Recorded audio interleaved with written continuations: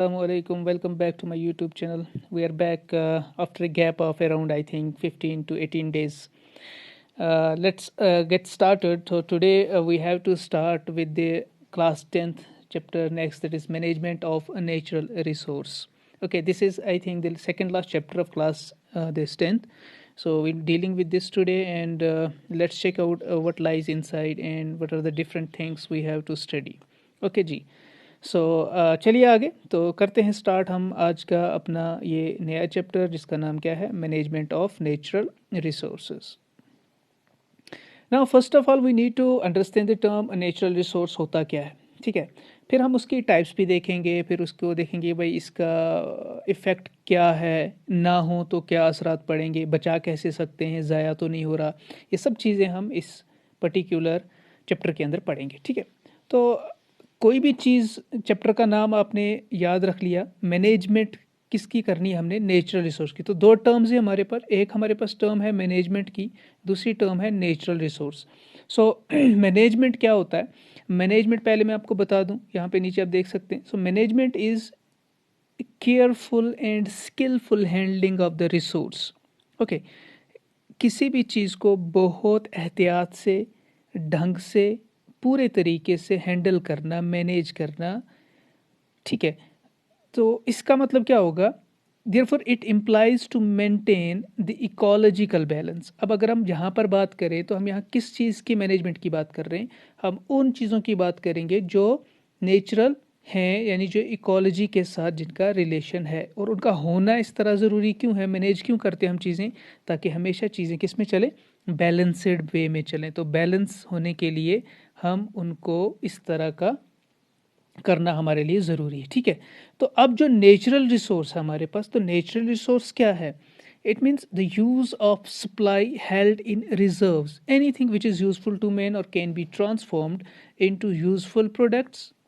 Okay, और can be used to produce useful things, can be referred as natural resource और can be referred as resource. Okay, वो तमाम चीज़ें nature के अंदर जो मौजूद हैं, जिनकी वजह से जो प्रोडक्ट बनते हैं या वो खुद किसी फॉर्म में मौजूद हैं, उनको हम बता रहे हैं कि ये हमारे पास क्या है, रिसोर्स हैं. ये हमारे पास रिसोर्स हैं चीज़ों के, जिनसे हम किसी भी चीज़ को हासिल कर लेते हैं. उसमें आपके पास डिफरेंट चीज़ें हैं. अगर आप एग्जांपल लेना चाहें, देख लीजिए आप, एयर है वहाँ पर, then we have water, soil, we have mineral, we have forest, we have wild life, सूरज, sunshine etcetera. So all these things are the form of what, natural resource. अब ये नेचुरल रिसोर्सों का डेफिनेटली ये जो आप देख रहे हो, एयर है, वाटर है, मिनरल्स हैं, फॉरेस्ट है, anything you should say you are seeing around yourself. So जितनी भी चीज़ें आपको दिखती हैं, तो ये कुछ ऐसी फॉर्म में है जिसमें से कुछ ख़त्म होने वाली होंगी, कुछ रहने वाली होंगी, कुछ हो सकता है कुछ टाइम के बाद ख़त्म हो जाएं, हो सकता है कुछ दोबारा बनने वाली हैं, कुछ नहीं है. तो इन सब चीज़ों को हमने यहाँ पर देखना है और हम इसके साथ डील करेंगे, उसी बेस पे हम चलेंगे. तो इसका मतलब इन नेचुरल रिसोर्सेज को, ये जो हमारे पास मौजूद हैं चीज़ें, इनको हमने इस तरह से रखना है, मैनेज करना है, ताकि इनके अंदर बैलेंस इनका ख़त्म ना हो. ठीक है, तो एनवायरनमेंट के अंदर, नेचर के अंदर इनका बैलेंस मेंटेन रहे, इसीलिए चैप्टर का नाम है management of natural resource. In natural resource को हम कैसे मैनेज करेंगे और किस तरह से स्किलफुल हैंडल करके इनको हम अपने यूज़ के अंदर लाएंगे. ठीक है, चलिए जी, देखते हैं. अब ये नेचुरल रिसोर्स हैं अगर, तो कितने टाइप्स के हैं, पहले हम इनकी टाइप्स देख लेते हैं. So check out the types of natural resource. Number 1 is inexhaustible natural resource. Now what is inexhaustible, inexhaustible क्या हो गया, ठीक है ना. अब इनएग्जॉस्टेबल बोल रहे हैं आप, एग्जॉस्टेबल बोल रहे हैं, ये किस बेस पे है, ये है on the basis of availability. ठीक है, तो जितने हमारे पास नेचुरल रिसोर्स की अवेलेबिलिटी है एनवायरनमेंट के अंदर, अर्थ के ऊपर, कितनी एबंडेंस में है वो मौजूद, कितने ज़्यादा हैं, कितनी ज़्यादा हम उसको यूज़ कर सकते हैं, उसी के बेस पे हम इनको दो कैटेगराइज में डिवाइड करते हैं. तो number 1 category is inexhaustible resource. ठीक है ना. ये क्या है, रिसोर्सेज हैं, ये वो रिसोर्सेज हैं जो ख़त्म होने हो सकते हैं, that can be exhausted even after the unlimited use by the human. ठीक है, अब ये वो रिसोर्स हैं जो क्या हो जाएं, जो ख़त्म नहीं होंगे, यानी जिनको हम ख़त्म बोलें कि भाई इतनी ज़्यादा क्वांटिटी में है कि हमारे यूज़ करने की वजह से ये ख़त्म नहीं होंगे, दे आर इनएग्जॉस्टेबल। ओके, ख़त्म नहीं होने वाले। अब देख लीजिए, हवा ले लीजिए, सोलर ले लीजिए, एनर्जी ले लीजिए, सोलर एनर्जी है, टाइडल एनर्जी है जो मैंने एग्जांपल्स यहाँ पे लिखी हुई हैं, ठीक है ना, विंड एनर्जी, बाकी ये सब चीज़ें आपकी ऐसी टाइप की रिसोर्सेज हैं, या रेन है, ओके, प्रेसिपिटेशंस, जितनी भी चीज़ें आपके साथ सामने आ रही हैं, तो ये सब चीज़ें जो आप देखते हैं ये सब के सब कौन से नेचुरल रिसोर्स हैं, इनएग्जॉस्टेबल, मतलब ये कि भाई ये ख़त्म होने वाले इतने जल्दी नहीं हैं, और ये हमेशा रहने वाली चीज़ें हैं, हमारे यूज़ करने से ख़त्म नहीं होंगी। इसी का अपोजिट है दूसरा, एग्जॉस्टेबल, मतलब जो ख़त्म हो जाएंगी। इसका मतलब ख़त्म वो चीज़ होती है जो किसी लिमिटेड स्टॉक में अवेलेबल होती है, जैसे कि फॉसिल फ्यूल्स हैं, जैसे कि मिनरल्स हैं, ठीक है ना। तो इस चीज़ को हम यहाँ पर देख रहे हैं। तो एग्जॉस्टेबल नेचुरल रिसोर्स कौन से हो गए? अब शाबाश, ये वो हैं जो लिमिटेड स्टॉक में है, लिमिटेड क्वांटिटी में हमारे पास है। सो ये डिग्रेड जल्दी हो जाएंगे और ख़त्म जल्दी हो जाएंगे। तो फर्दर ये जो एग्जॉस्टेबल रिसोर्स है इसकी भी कुछ फर्दर टाइप्स हैं, क्योंकि अगर कोई चीज़ ख़त्म हो रही है, क्या वो दोबारा बनेगी, क्या वो नहीं बन रही है, तो उस बेस पे भी हम इनको डिवाइड करते हैं। So let's check out the types of exhaustible resources. देख लीजिए, टाइप्स की बात करेंगे तो पहली जो टाइप हमारे पास है वो है रिन्यूएबल रिसोर्स। रिन्यूएबल रिसोर्स क्या हो, नाम से आप समझ सकते हैं, रिन्यू होना किसी चीज़ का, ठीक है, रिन्यू होना। अब ये जो रिन्यूएशन है, डेफिनेटली जो रिसोर्सेज हमारे पास अवेलेबल होते हैं, जो चीज़ें हमारे पास मौजूद हैं, उनका रिन्यू करना हम तक तो नहीं है, हम नहीं कर रहे उसको, बिकॉज ये दीज आर द नेचर, तो नेचर के थ्रू वो रिन्यू हो जाएंगी, ठीक है। अब जो रिन्यूएबल रिसोर्स हैं ये क्या कर सकते, they can maintain themselves by natural या natural recycling and reproduction and can be replenished if managed wisely, ठीक है। अगर हम इनको बहुत एहतियात से और बहुत चौकसी से, बहुत मैनेजली और स्किलफुली इन चीज़ों को हम यूज़ करेंगे, इन रिसोर्स को यूज़ करेंगे, ठीक है ना, तो ये डेफिनेटली हमारे पास कितनी क्वांटिटी, लिमिटेड क्वांटिटी में है, ओके। लेकिन अब चूंकि ये जब ख़त्म होते हैं तो इनको दोबारा से रिन्यू हो सकते हैं, दोबारा से बन सकते हैं, दोबारा से आ सकते हैं। एग्जाम्पल जैसे फॉरेस्ट है, अब देखो आपने कोई जंगल काट दिया, ख़त्म हो गया, इसको हम दोबारा से कर सकते हैं, दोबारा से लगा दीजिए, प्लांटेशन कर दीजिए, जिसमें आप इसको रिन्यू कर सकते हैं, दोबारा लगा सकते हैं। क्रॉप्स हैं, एक साल में एक क्रॉप आ गया, दूसरे साल आप खुद तो नहीं आ रहा, आपको लगाना पड़ रहा है ना। डोमेस्टिक एनिमल्स हैं, ओबियसली वाइल्ड लाइफ है, ग्राउंड वाटर, ये सारे का सारा रिसाइकलिंग के प्रोसेस से रिन्यू हो सकता है। But let me tell you, these are in limited quantity, एक स्टॉक अवेलेबल है जिनकी जितना जल्दी यूज़ करेंगे, ज़्यादा यूज़ करेंगे, उतना जल्दी ख़त्म होने वाले होंगे। उसके बाद दूसरी चीज़ है नॉन रिन्यूएबल, ठीक है ना। तो non renewable, this is the B part, non renewable, ये वो होंगी अपोजिट ऑफ रिन्यूएबल, यानी वो चीज़ें जो खुद को रिप्लेनिश या रिसाइकल नहीं कर पाएंगी, यानी इसकी लिमिटेड क्वांटिटी में है और इनको बनने में सालों लग जाते हैं। मैंने यहाँ पे लिखा है they take of years for formation, इनको बनने के लिए क्या लगते हैं, सालों लग जाते हैं। Like metallic minerals are there, fossil fuels है जैसे कोल, पेट्रोलियम, बचपन से आप पढ़ते आए हैं फ्रॉम 5th-6th क्लास।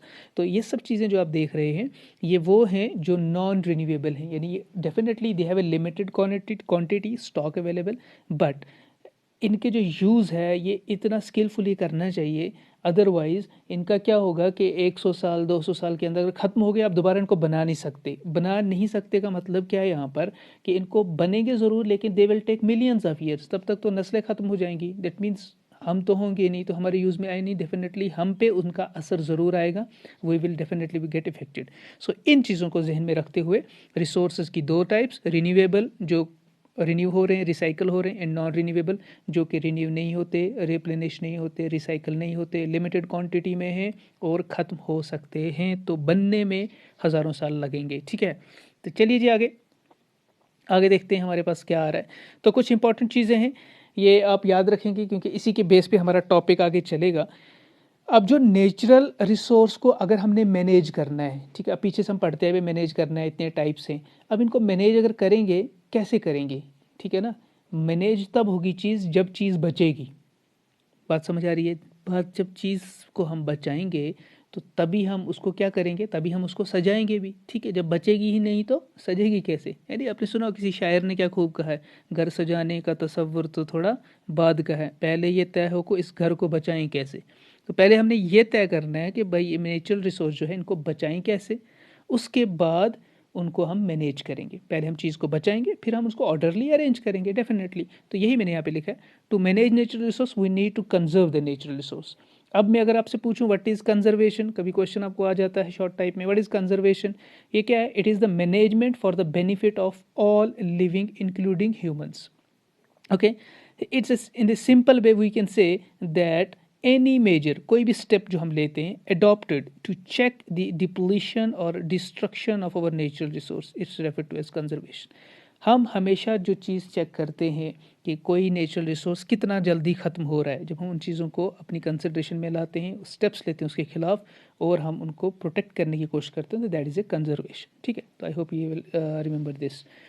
चलिए जी, नाउ बेसिक प्रैक्टिसेस क्या करनी है हमको अगर हमको एक नेचुरल रिसोर्स को कंजर्व करना है। अब हम नेचुरल रिसोर्स को कंजर्व करने पे आ गए, हम कंजर्व करेंगे तो क्या क्या बेसिक स्टेप्स हमको लेने पड़ेंगे इनको चेक करने के लिए। चलिए जी, number 1 is avoiding wasteful use of natural resource. पहली चीज़ कि हमको जो एक्स्ट्रा जो चीज़ नहीं होनी चाहिए वो हो रही है वेस्टफुल यूज़। ठीक है ना, यानी कोई चीज़ वाटर हमको 2 गिलास चाहिए, मैं पूरा जग ही ला रख ज़ाया कर रहा हूँ, तो इसका मतलब ये है कि आपको उतनी ही क्वांटिटी की चीज़ लेनी चाहिए जिसमें कि वेस्ट ना हो। ओके, दूसरी चीज़ कि utilization of all natural resource, conserve करने के लिए आपको क्या करना पड़ेगा कि सब चीज़ों को इक्वली यूज़ करना पड़ेगा। ऐसा नहीं है कि एक चीज़ को आप पूरा यूज़ कर लो दूसरे को आप छोड़ देंगे, तो उससे भी डेफिनेटली एक इम्बैलेंस क्रिएट होता है।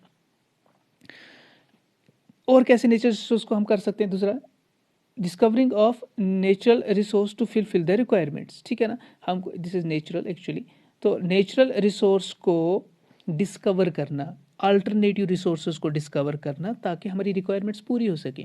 ओके, अगर पानी से आपकी प्यास बुझती है, अल्टरनेटिव ढूंढना है कुछ चाहे मैं जिससे मेरी उसके बराबर इक्वली में कोई चीज़ यूज़ कर लूँ, चाहे मेरा उससे भी काम हो जाए। ठीक है, तो in order to conserve the exhaustible resource, obviously जब आप ऐसा करेंगे तो एग्जॉस्टेबल रिसोर्स को कंजर्व किया जा सकता है, खत्म होने वालों को क्या कर सकते हैं हम, उनको बचा सकते हैं कुछ हद तक।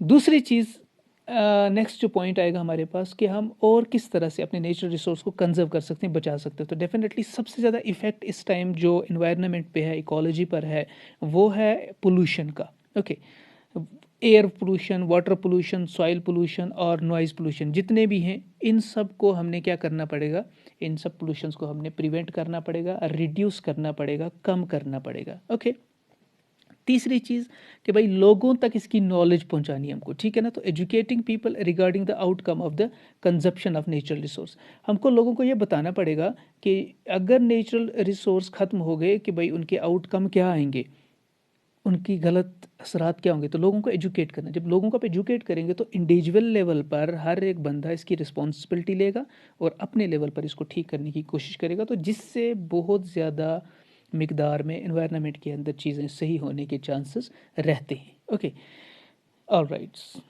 सुना है हाउ वी कैन कंजर्व। देखिए, कंजर्व करने के लिए अगर है नेचुरल रिसोर्स को, तो एक शॉर्ट टर्म में बता दें, जहाँ पे लिखा मैंने 3 R's to save natural resource. Okay, 3 R's mean 3 तरह के R हैं। First R is reduce, second R is recycle and reuse. ये 3 फार्मूलाज अपनाने हैं हमको अगर किसी चीज़ को हमने कंजर्व करना है। अब रिड्यूस क्या करना है हमको, avoid unnecessary use of electricity. Example दे के समझा रहा हूँ मैं यहाँ पे, इलेक्ट्रिसिटी, वेस्टिंग ऑफ फूड है, वाटर है, cutting of trees too much use of automobiles. ये सब चीज़ें क्या है, इनको रिड्यूस करना है। जब आपको रिड्यूस करेंगे डेफिनेटली इनसे होने वाले इफ़ेक्ट रिड्यूस होंगे। ओके, उसके बाद दूसरी चीज़ है रिसाइकल। ना, व्हाट इज़ रिसाइकल, इसका मतलब रिसाइकलिंग कर दीजिए उन चीज़ों की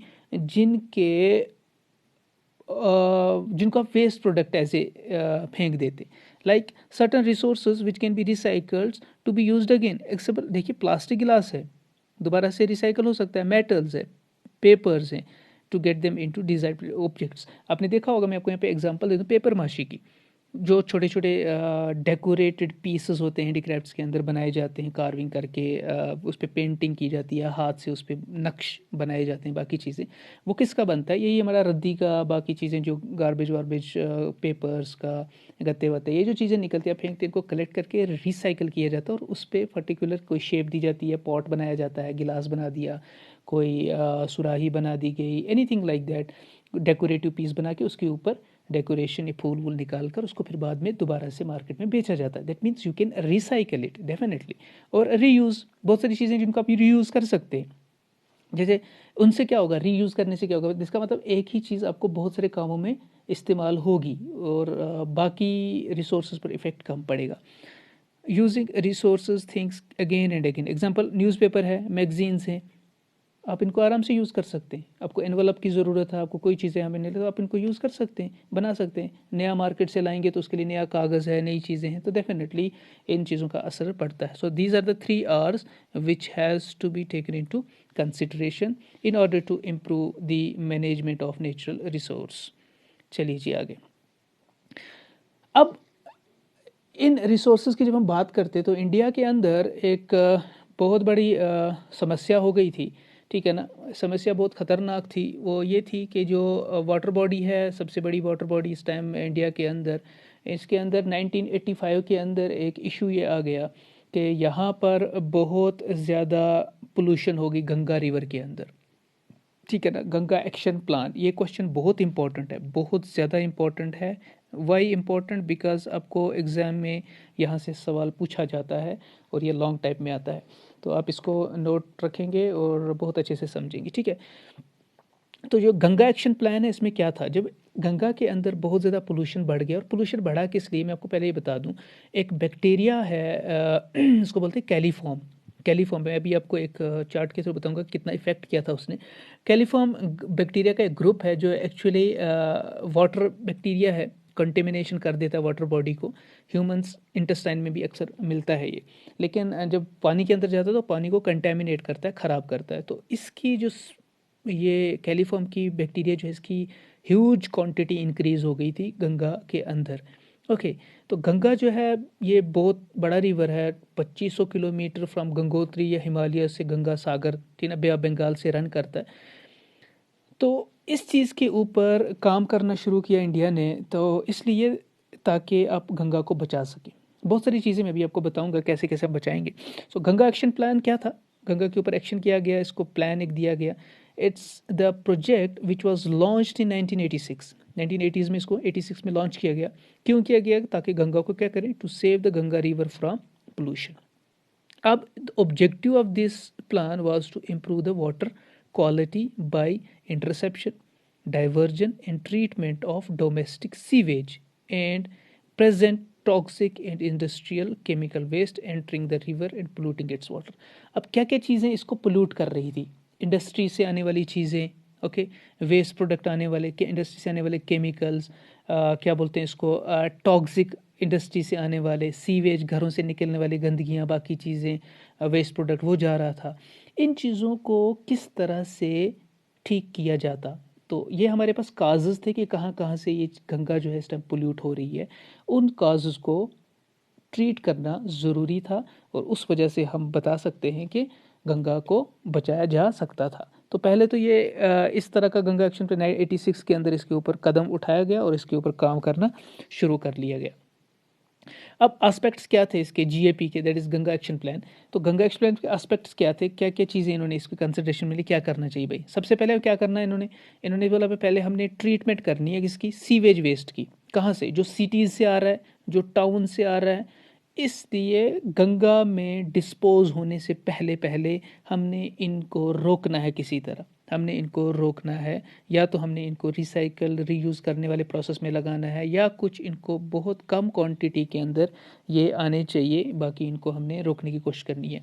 तो जितना भी वेस्ट आ रहा है, सिटी से आ रहा है, टाउन से आ रहा है, अदर नेबरिंग स्टेट से आ रहा है, तो उन सब चीज़ों को रोकने के लिए गंगा के ऊपर काम चल रहा है भाई, ठीक है। तो दूसरी चीज़ इस्टेब्लिशमेंट है किसकी, कर दो। अब देखिए इलेक्ट्रिक क्रीमेशन इस्टेब्लिश क्यों करने थे, क्योंकि गंगा के जो गंगा घाट होता है, गंगा घाट है जो द बैंक ऑफ गंगा, वहाँ पे द हिंदूज जो हैं they start to cremate their dead bodies, ठीक है ना। तो अंतिम संस्कार वहाँ का संस्कार किया जाता है। अंतिम संस्कार के टाइम पे जो वहाँ पे रिमेन्स रह जाते हैं, ठीक है ना, the ashes, the waste product जो भी वहाँ पे रहता है वो सारा का सारा गंगा में जाता है। तो दैट मीन्स उसको भी रोकना पड़ेगा। उसके लिए रोकने के लिए क्या, आप लोगों को ये तो नहीं बोल सकते मुर्दों को जलाओ नहीं, but you can do, you can provide them the quality technological point of view से। तो उनको कोई और चीज़ दे, उनको इलेक्ट्रिकल क्रीमेशन देने चाहिए थे, जिसके अंदर बॉडी, डेड बॉडी को डाल के इलेक्ट्रिक शॉक से जो है ये किया जाता है, वेनिश किया जाता है। So establishment of electric cremation for the disposal of dead bodies, एक ये था। और तीसरी चीज़ कंस्ट्रक्शन ऑफ कम्युनिटी टॉयलेट्स, ठीक है ना। तो हर जगह पे वॉशरूम्स की बनाने की ज़रूरत है, because otherwise local of these particular states जो गंगा के अराउंड में आ रहे हैं, तो वो बैंक्स पे आके जो है they use the banks as their washrooms and all those waste is going into the Ganga river, जिसकी वजह से वो पोल्यूट हो रही है। तो गंगा एक्शन प्लान को इन सब चीज़ों को बचाने के लिए इस गंगा एक्शन प्लान का निर्माण किया गया, ठीक है ना, सामने आ गई। तो मैं आपको एक चार्ट बता रहा हूँ, ये देख लीजिए आप, ये आपकी बुक्स पे भी होगा। तो ये जो गंगा एक्शन प्लान, यहाँ पे देख लीजिए, यहाँ पे डिफरेंट लेवल्स दिखाई गई हैं। ये जगहों के नाम है यहाँ पे, ये वाली, ये आप जो देख रहे हैं मैं जिनको मार्क कर रहा हूँ कि कहाँ पर कितनी ज़्यादा गंगा पोल्यूट हो चुकी है, ठीक है ना। अब ये आप जो देख रहे हैं ये वाला मार्क, ये ठीक है ना।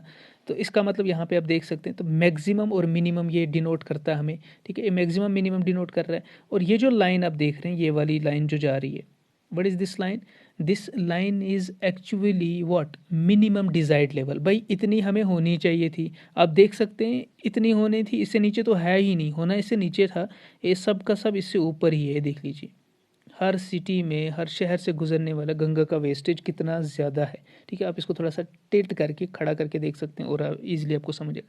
तो ये एनुअल मीन है, then we have the desired, what is MPN, the most probable number, यहाँ पे है, आप देख सकते हैं एमएल, ये यहाँ से एमपीएन है। ये फिगर्स जो दी गई हैं इनको आप अगर चेक करें, मोस्ट प्रोबेबल नंबर इनका, ये जो लाइन है होना actually environmental point of view से देखें तो ये सब का सब इससे नीचे होना चाहिए था, बट बदकिस्मती से ये सब का सब क्या है, it is more than this line, यानी डिजायर्ड लेवल से बहुत ज़्यादा ऊपर है।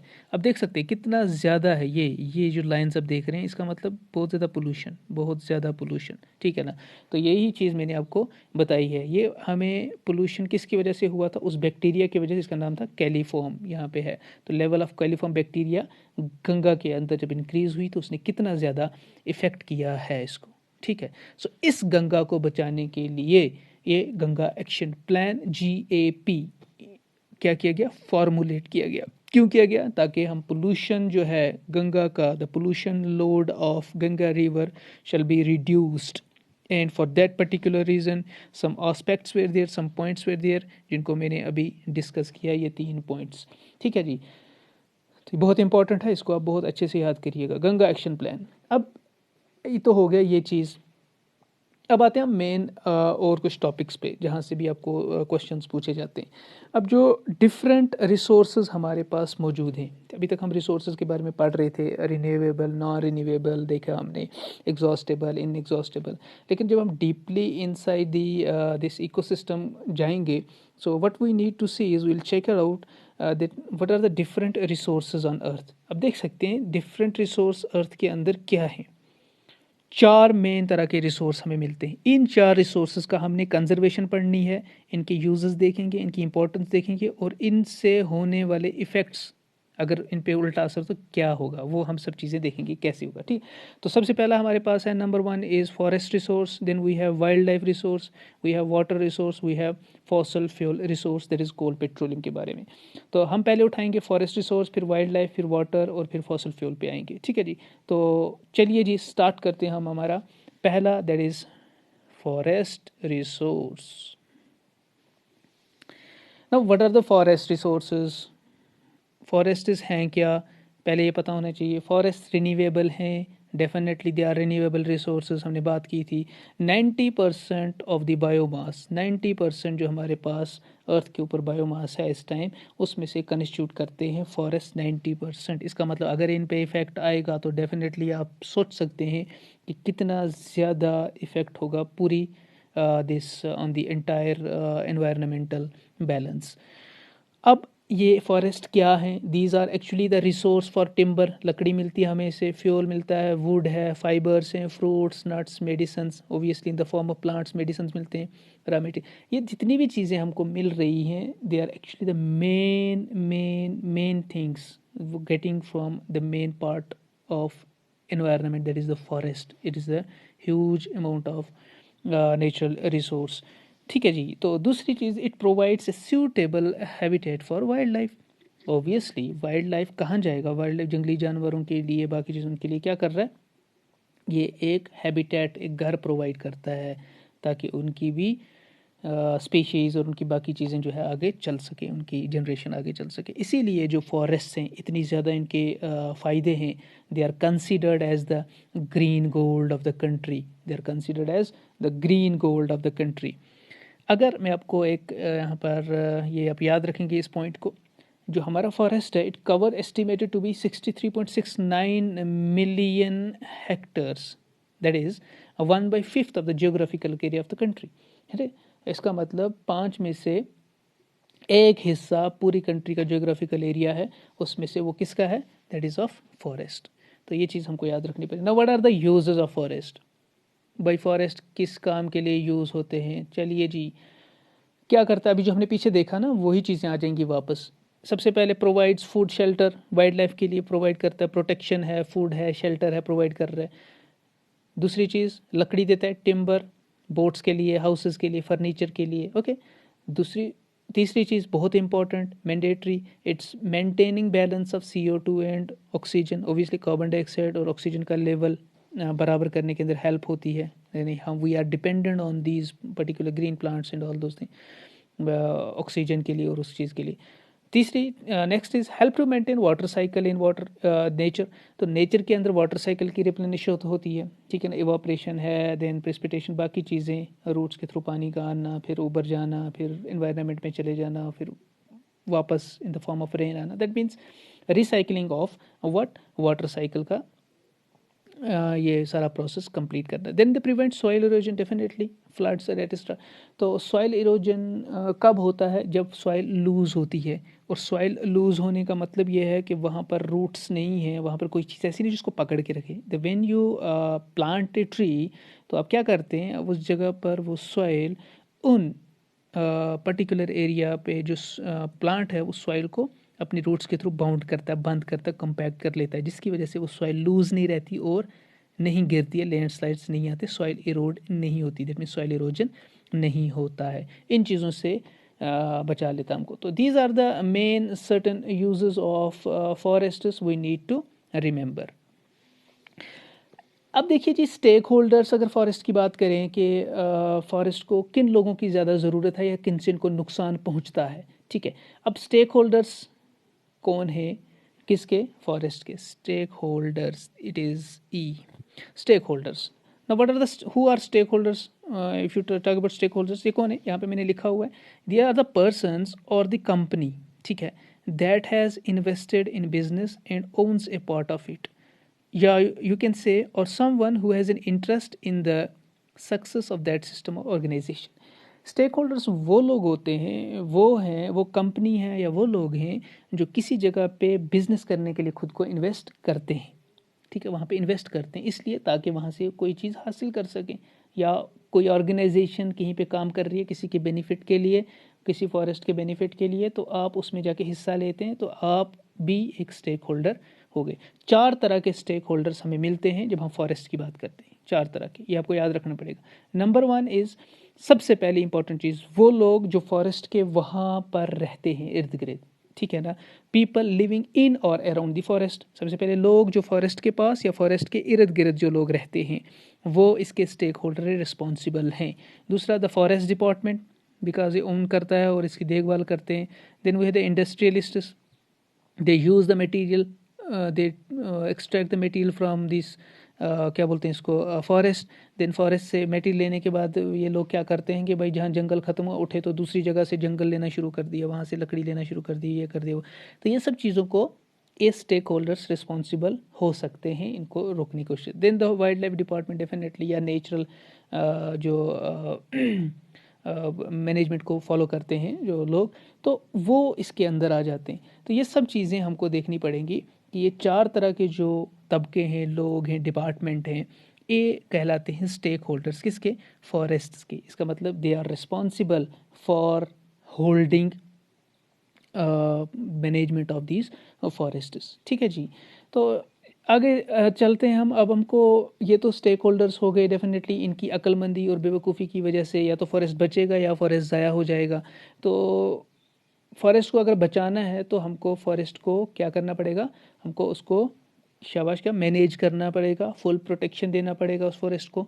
इसलिए हम बोलते हैं, इस हेडिंग के अंदर हम इसको पढ़ते हैं कि भाई हमको क्या करना पड़ेगा, हमको फॉरेस्ट को कंजर्व करना पड़ेगा। So conservation of forest. What is conservation का अगर आप मीनिंग बोलें, डेवलपमेंट है, मैनेजमेंट और फुल प्रोटेक्शन ऑफ फॉरेस्ट। ठीक है ना। तो this is called as conservation of forest. Number 1 thing, how can we protect the forest. अगर कहीं पर आपको जंगल बचाना तो क्या करना है, अगर जंगल कट गया तो क्या करेंगे, हम एफॉरेस्टेशन करेंगे, हम जंगल लगाएंगे, प्लांट्स लगाएंगे, पौधे लगाएंगे। ठीक है जी। तो पहली चीज़ क्या है, दैट इज एफॉरेस्टेशन। ओके जी। Next is conservation of reserve forest. अब कंजर्वेशन ऑफ रिजर्व फॉरेस्ट कौन सा है, अब रिजर्व फॉरेस्ट में कौन कौन सी चीज़ें आ जाती हैं मेरे भाई, ये इसमें आ जाता है आपको नेशनल पार्क्स आ गई हैं, सेंचुरीज आती हैं, बायोस्फीयर्स आते हैं, सेक्रेड ग्रोव्स हैं। ठीक है ना। ये सारी चीज़ें इसके अंदर हमें मिलती हैं। इसका मतलब हमको इन चीज़ों को क्या करना पड़ेगा, बचाना पड़ेगा। ठीक। तो इन रिजर्व फॉरेस्ट को बचाएंगे, सेंचुरीज़ को, वाइल्ड लाइफ को, बायोस्फीयर्स को, इनको हम बचाएंगे तो हम फॉरेस्ट को बचा रहे होते हैं। तीसरी इंपॉर्टेंट चीज़ सोशल फॉरेस्ट्री। सोशल फॉरेस्ट्री एक डिपार्टमेंट है बहुत बड़ा। तो यहाँ पे क्या होता है, group of people raise quick growing of trees.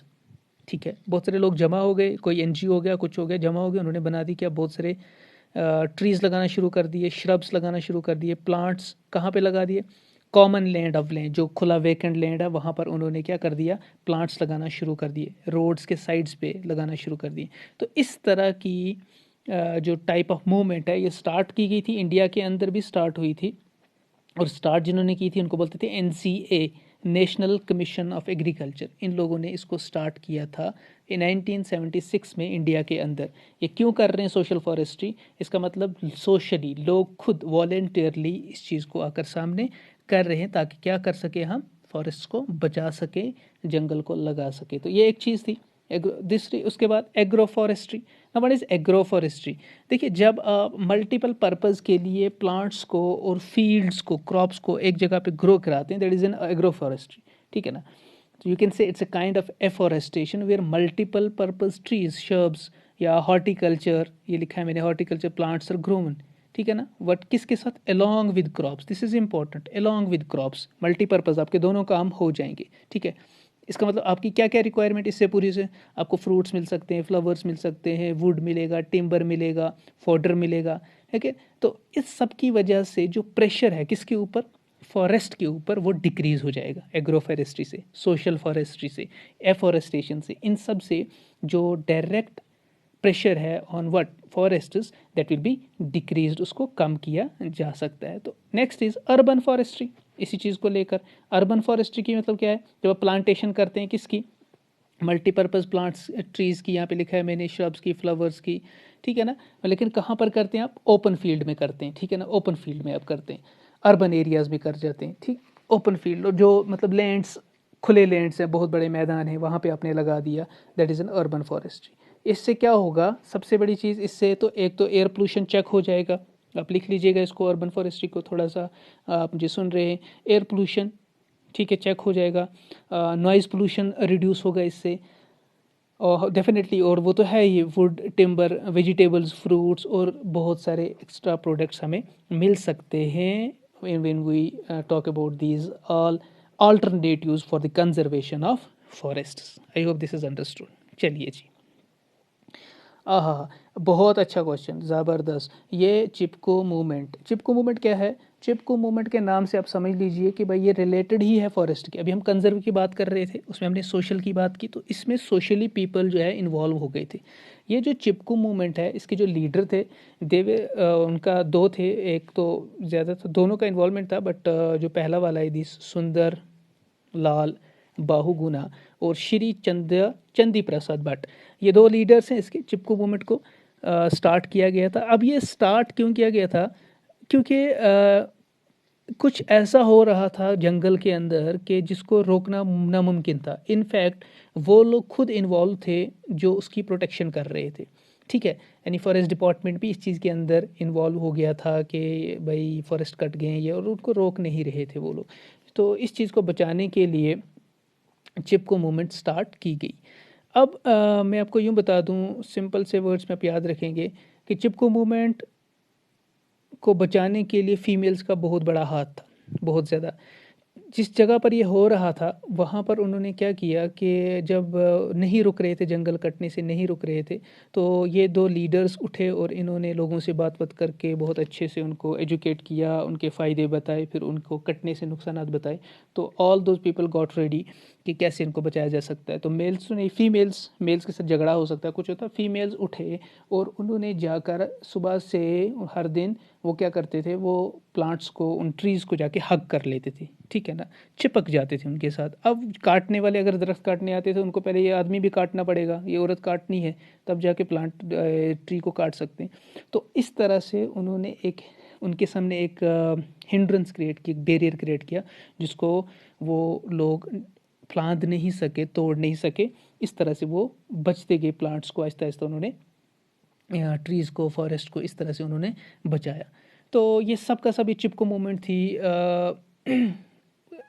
ये एक्चुअली इसलिए होता था क्योंकि कंट्रैक्टर्स जो होते थे किसी पर्टिकुलर दिन पे आते थे और वो फॉरेस्ट को कट करते थे, तो तब ओबियसली वहाँ पे कोई लोग होते भी नहीं थे, उस जगह पे आ गए। तो उन्होंने क्या किया, उन्होंने वुमेंस को, ठीक है ना, फॉरेस्ट में पहुँच के उन्होंने ट्रीज़ को क्लैस्प किया, ट्रंक्स को पकड़ के बैठ गए उन्होंने, ठीक है, और वर्कर्स को काम करने से रोक दिया, ठीक है ना। तो कंट्रैक्टर्स जो थे उनको चारा कुछ नहीं पड़ा उसके बगैर, रादर देन टू विड्रॉ। तो उन्होंने हाथ उठा लिया कि भाई इनको कुछ नहीं कर सकते हम लोग, so better is to leave. So Chipko movement was started in 1970s में, 70s में स्टार्ट हुई थी, 73 में एक्चुअली। तो नॉन वायलेंट मूवमेंट है, ओके, नॉन वायलेंट, कोई लड़ाई झगड़ा नहीं है, नॉन वायलेंट मूवमेंट है। किस लिए है? For conservation of trees and forest from being destroyed, ठीक है ना। तो name of the Chipko movement originated from the word embrace, ठीक है ना, क्योंकि विलेजर्स क्या थे, they use to hug the trees and protect them from wood cutters from cutting them. जो मैंने अभी कहानी आपको सुनाई वही मैं यहाँ लिख रहा हूँ। तो ये मूवमेंट जो थी, this movement was originated in the Himalayan region of Uttar Pradesh. अभी के टाइम पे उत्तराखंड, पहले उसको उत्तराखंड बोलता था, अभी यूपी, ठीक है ना। तो उत्तर प्रदेश के अंदर ने 73 के अंदर इस चीज़ को देखा गया, वहाँ पर पाया गया, इस चिपको मूवमेंट को लोगों ने अपने अंदर लाया। तो फिर आहिस्ता आहिस्ता पूरे हिमालयाज़ के अंदर इस चीज़ को फैला दिया गया। बट मैं आपको बता दूं, ये जो श्री चंदी प्रसाद भट्ट हैं, या ये जो हमारे पास श्री सुंदरलाल बहुगुणा हैं, ये जो लीडर्स थे, तो ये बहुत ज़्यादा एजुकेटेड थे इस हिसाब से लेकर, ठीक है ना। अभी जो बहुगुणा है ना, ये अभी के टाइम पे वर्ल्ड का फेमस फिगर है, ये वर्ल्ड, ये बहुगुणा वर्ल्ड फेमस फिगर मानी जाती है ये। क्यों? Because he presented his plan of this movement. ये जो चिपको मूवमेंट थी, इसने इस प्लान को प्रेजेंट किया था लंदन के अंदर, जो इनकी एनवायरनमेंट की मीटिंग हुई थी 1982 के अंदर लंदन में, जून 1982, वहाँ पर इसने खुद को प्रेजेंट किया था इस मूवमेंट को लेकर। So after that he was known as some of the one of the known personality in India. तो इस चीज़ को आप याद रखेंगे। तो चिपको मूवमेंट भी बहुत ज़्यादा इंपॉर्टेंट क्वेश्चन है मेरे बच्चों, अजीज़ बच्चों, बिकॉज ये भी आपको क्वेश्चन पूछा जाता है एग्जाम के अंदर। एक तो मैंने आपको पहले वो बता दिया पीछे गंगा एक्शन प्लान का, then we have this one, the Chipko movement, बहुत इंपॉर्टेंट है, आप इसको नोट करके रखेंगे, बहुत अच्छे से आप इसको पढ़ेंगे। क्लियर? ओके जी, चलिए जी, ये तो हो गया हमारे पास फॉरेस्ट रिसोर्सेज। अब आते हैं हम नेक्स्ट पे, that is wild life resources. दूसरा हमारे पास क्या है? Wild life. अब वाइल्ड लाइफ रिसोर्स को देखते हैं कि भाई वाइल्ड लाइफ भी हमारे पास एक रिसोर्स है, यहाँ यहाँ पे क्या क्या चीज़ें हो रही हैं। वाइल्ड लाइफ की जो बात करें, सॉरी, लाइफ जो है वो किसी भी फॉर्म में प्रेजेंट है, प्लांट्स के, एनिमल्स में, नेचुरल हैबिटेट्स जो कंस्टिट्यूट करते हैं चीज़ें मिल के, तो उनको हम वाइल्ड लाइफ बोलेंगे। अब इंडिया के अंदर चूंकि जियोग्राफिकल कंडीशंस वेरी करती हैं, ऑब्वियसली कहीं पे एक टेम्परेचर है, कहीं पे कुछ है, जियोग्राफिकल बैरियर्स भी हैं, कंडीशंस भी हैं। तो अगर आप देखें तो इसकी वजह से जो फ्लोरा और फौना है पूरे इंडिया के अंदर वेराइटीज़ में है, huge number of varieties of this flora and fauna, this plants, animals, ठीक है, प्रेजेंट है। तो जब आप देखें Kashmir to Kanyakumari, wild life habitat has about 75,000 species of, ठीक है, एनिमल्स, 75 स्पीशीज़ ऑफ एनिमल्स, उसमें से बहुत सारे मैक्सिमम प्लांट्स की भी हैं। इसका मतलब इतनी सारी स्पीशीज़ अगर कहीं पर हैं तो कितनी ज़्यादा वैरायटी होगी, यानी इसको कितना बड़ा रिसोर्स है ये। तो इस चीज़ को होना क्यों ज़रूरी है? Because it maintains the ecological balance of our planet, obviously.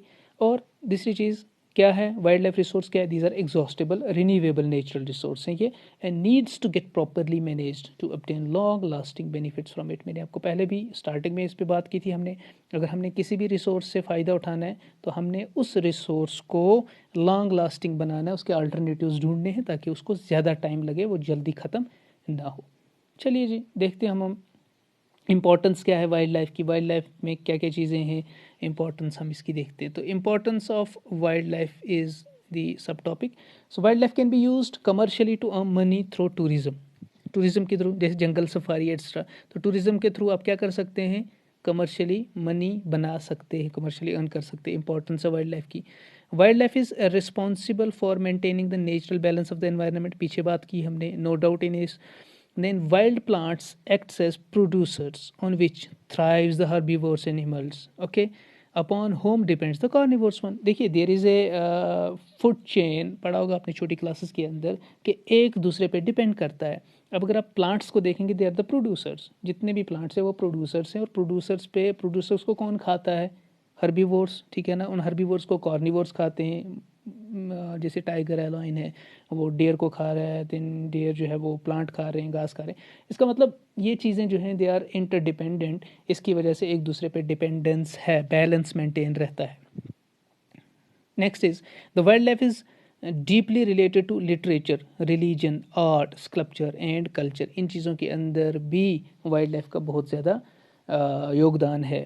Then study of wild life helps naturalist to study living organism in their natural habitat. ठीक है, सीधी सी बात है, जो वाइल्ड लाइफ की हम स्टडी करते हैं तो नेचुरलिस्ट जो होते हैं, जो स्टडी करते हैं एनवायरनमेंट को, उनको बहुत सारे ऑर्गेनिजम्स के बारे में भी स्टडी करने का मौका मिलता है।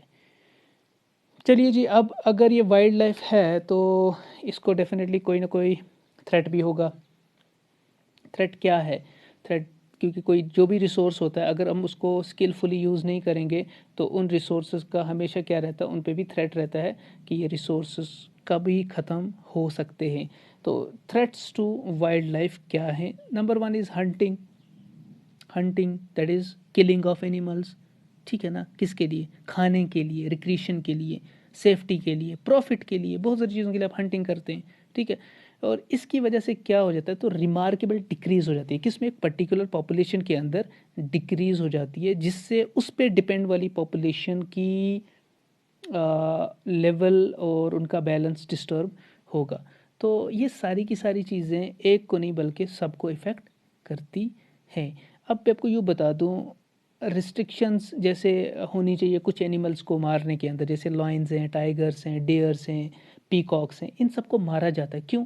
क्योंकि इनके अंदर एक ऐसी चीज़ें मिलती है, किसी की चमड़ा बेच रहे हो आप, किसी के पंख निकाल रहे हो आप, किसी के दांत का ऑर्नामेंट बना, तो ये सब चीज़ें ऐसे यूज़ की जाती हैं डेकोरेशन के लिए, बाकी चीज़ों के लिए।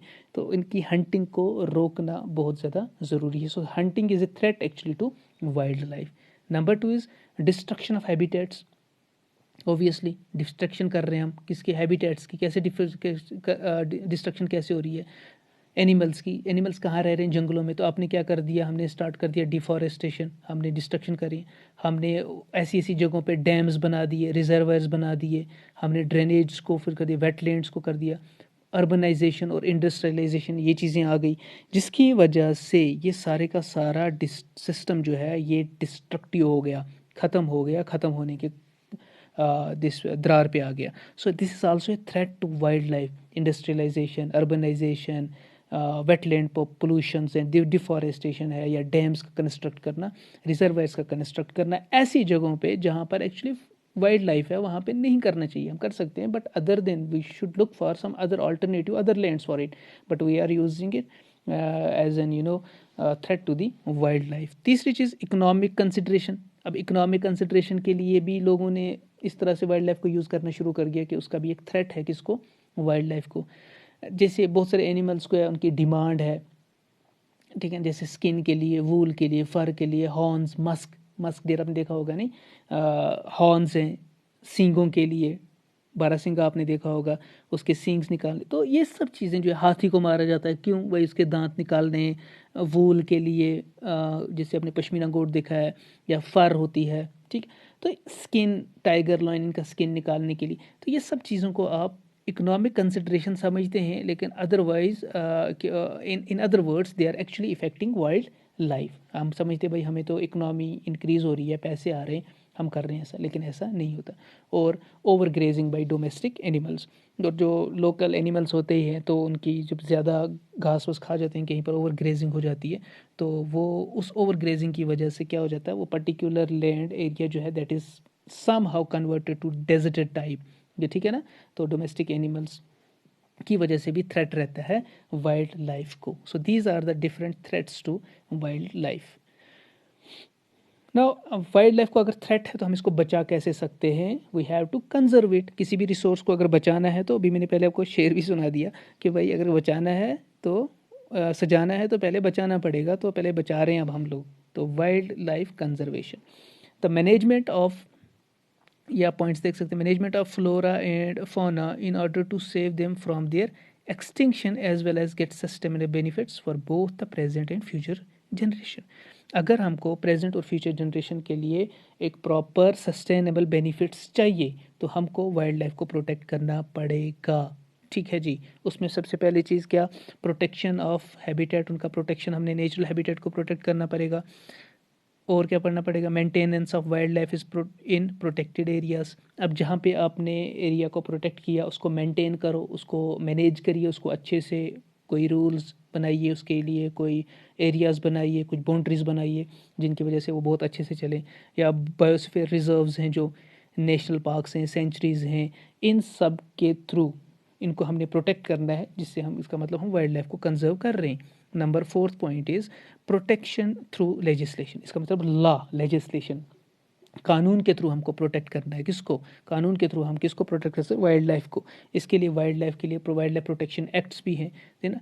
ये मैंने यहाँ पे दिया है, वाइल्ड लाइफ एक्ट्स हैं जिनको स्टेट बनाती है या यूनियन गवर्नमेंट बनाती है, इसलिए ताकि वाइल्ड एनिमल्स को बचाया जा सके. और convention on international trade in endangered species, ठीक है ना, जो स्पीशीज़ ख़त्म होने वाली हैं उनको इंटरनेशनल लेवल पे उनका ट्रेड को रोकना चाहिए, उन पे बैन करनी चाहिए. So Indian board of wild life जो है, ये आ गया था 1952 में. इन्होंने फिर लॉज बनाए थे ताकि हम इनको बचा सकें. So the man and biosphere programme of UNESCO, it was started in 1971 for studying biosphere reserves. ठीक है. तो इन बायोस्फीयर रिजर्व्स को भी बचाने की ज़रूरत थी, तो उनको बचाने के लिए 71 के अंदर, यूनेस्को के अंदर, इस चीज़ के बारे में बात हुई, और इसको बचाने के लिए डिफरेंट कदम उठाए गए. Okay. Next is special projects बनते थे. इंडेंजर्ड स्पीशीज़ पे स्पेशल प्रोजेक्ट हैं, बहुत सारी स्पीशीज़ हैं जो हमारे पास इंडेंजर्ड हैं, तो उनके लिए स्पेशल प्रोजेक्ट्स लॉन्च किए गए. यह मैं आपको बता रहा हूँ. प्रोजेक्ट टाइगर है, 1 अप्रैल 1973 को हुआ. Then lion project is there, 1972. Crocodile breeding project is there, 74. Then rhinos conservation 1987. And other project leopard है या एलिफेंट प्रोजेक्ट 1992. ये सारे के सारे प्रोजेक्ट्स क्यों थे, ताकि हम इन पर्टिकुलर एनिमल्स को बचा सकें. इनके बचाने से, इसका मतलब हम वाइल्ड लाइफ को कंजर्व कर रहे हैं, पर्टिकुलर कम्युनिटी को हम कंजर्व करेंगे. That is a type of a natural resource, जिसको बचाना बहुत ज़्यादा ज़रूरी है. ओके. तीसरा है द प्रिजर्वेशन ट्रीज एक्ट. किस लिए है, to protect and regulate felling of trees इसने क्या किया, space for planting of new trees in those areas. This act was amended in 96। तो ये एक्ट था, ये इससे इस एक्ट का क्या मतलब था कि जो ट्रीज़ हैं, ठीक है ना, जो ट्रीज़ हैं उनको, उनका जो गिरना है मतलब उनको रेगुलेट किया जाए और उनके लिए एक जगह दी जाए ताकि वहाँ पर हम नए प्लांट्स लगा सकें। एक दरख्त गिर गया, उसकी जगह पे दूसरा प्लांट लगाने के लिए जगह होनी चाहिए। तो वहाँ पे हमेशा एक प्लांट के बाद दूसरे के लिए जगह बनाई गई, जहाँ पर अगर एक प्लांट गिरता है तो दूसरा वहाँ पर हमेशा मौजूद रहता है उसकी एब्सेंस में, उसको पूरा करने के लिए।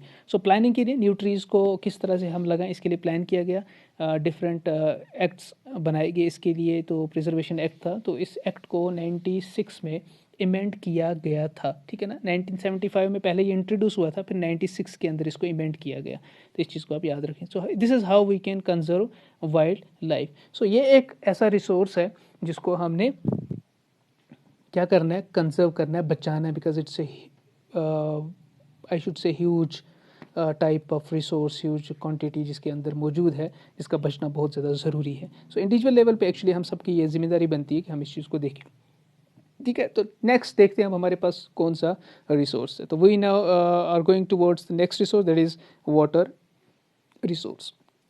ओके जी, वाटर रिसोर्स। अब वाटर रिसोर्स क्या है भाई? वाटर कितना है हमारे पास? दुनिया भर का वाटर है, राइट। तो बहुत सारा हमारे पास फ्रेश वाटर बहुत कम है, बाकी वाटर है हमारे पास, सैलिन वाटर है बहुत ज़्यादा। तो water is actually A renewable resource, okay, and it's availability is maintained. ये आप इस साथ साथ में इसको देखें, availability is maintained through a well regulated hydrological cycle, ठीक है जी। हाइड्रोलॉजिकल साइकिल, वाटर साइकिल जो चलता है उसकी वजह से इसकी मेंटेन रहता है, क्या, इसका बैलेंस मेंटेन रहता है। हाइड्रोलॉजिकल साइकिल उसमें क्या होता है, इवापोरेशन होती है, प्रेसिपिटेशन होती है बाय हाइड्रोलॉजिकल साइकिल के अंदर, जिससे इसका बैलेंस मेंटेन रहता है। अब water resource specially photos of constant under stress, there are two major threats to the vital nature resource. अब मैं आपको बता रहा हूँ कि ये जो वाटर रिसोर्स है ना, ये कंस्टेंटली क्या रहता है, एंड स्ट्रेस के अंदर है, थ्रेट के अंदर है, बिकॉज ऑफ टू थिंग्स। एक तो क्वांटिटी और क्वालिटी, ये दो चीज़ें, पानी की एक क्वांटिटी और दूसरा पानी की क्वालिटी। नंबर वन थिंग अगर आप देखें, that is quantity of water, depletion quantity of water, यानी पानी का जो क्वांटिटी होनी चाहिए वो कम हो रही है। वो कब कम होगी? कोई भी चीज़ कम कब होती है? जब उसका हम क्या करते हैं, जब हम उसका एक्सेसिव यूज़ कर लेते हैं, तो उसकी क्वांटिटी कम हो सकती है डेफिनेटली।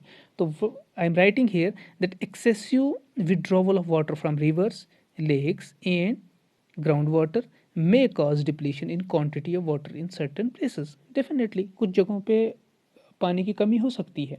क्यों हो सकती है? क्योंकि वहाँ पानी ज़्यादा यूज़ होगा, ठीक है। अभी के टाइम पे हम इस चीज़ को बहुत अच्छे समय से, बिकॉज वी आर क्वारंटाइंड, सब सेल्फ क्वारंटाइंड, सबके सब खुद बैठे हैं घर में लॉकडाउन की वजह से, and you are using enough of things, more of the things, पानी है, बाकी चीज़ें हैं, जिसकी वजह से पानी की कमी कुछ एरियाज़ में आ रही है आजकल, बिकॉज इसको एक्सेसिव यूज़ किया जा रहा है।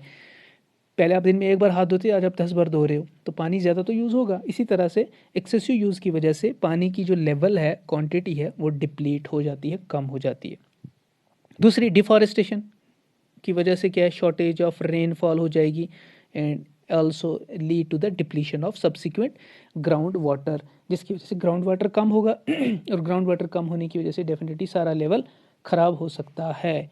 एक तो हो गया ये चीज़ by depletion of quantity of water, अपने पानी की लेवल कम होने की वजह से, क्वांटिटी कम होने की वजह से ये प्रॉब्लम्स हो रही है। दूसरा क्या है, that is the quality of water, okay, that means deterioration of quality of water, पानी की क्वालिटी ही ख़राब हो रही है। अब पानी की क्वालिटी ख़राब होने का मतलब क्या है, कि वाटर क्वालिटी जो है कब ख़राब होती है, जब ह्यूमन एक्टिविटीज़ उसमें ऐड हो जाती है। ह्यूमन एक्टिविटीज़ में कैसे ऐड होती है, हम डिज़ायरेबल सब्सटेंसेस फ्रेश वाटर के अंदर ऐड कर देते हैं, ठीक है ना। पोल्यूशन अंडरग्राउंड वाटर के अंदर हो जाता है, जैसे कैल्शियम, आर्सेनिक, लेड, ये चीज़ें ऐड हो जाती हैं उसके। या दूसरी एक चीज़ है यूट्रोफिकेशन। यूट्रोफिकेशन कब हो जाता है? यूट्रोफिकेशन है क्या?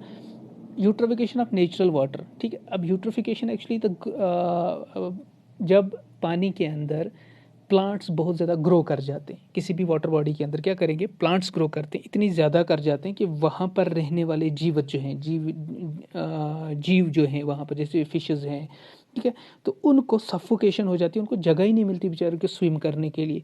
तो उस सफोकेशन की वजह से वो एक अलग से एक इम्बैलेंस हो जाता है, वो मर जाती हैं fishes.